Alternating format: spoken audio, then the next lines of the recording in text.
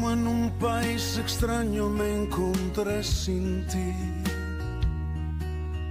No entendía el idioma ni las cosas que viví.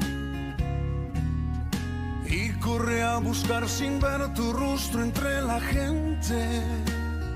Y aún sin conocerte, convencido estaba de encontrarte a ti, de encontrarte a ti. Y en medio de mi confusión se alzaba tu bandera, se enarbolaba como el sol diciéndome que fuera y a ti te siguiera. Y así me refugié en la cruz y en tu bendito amor.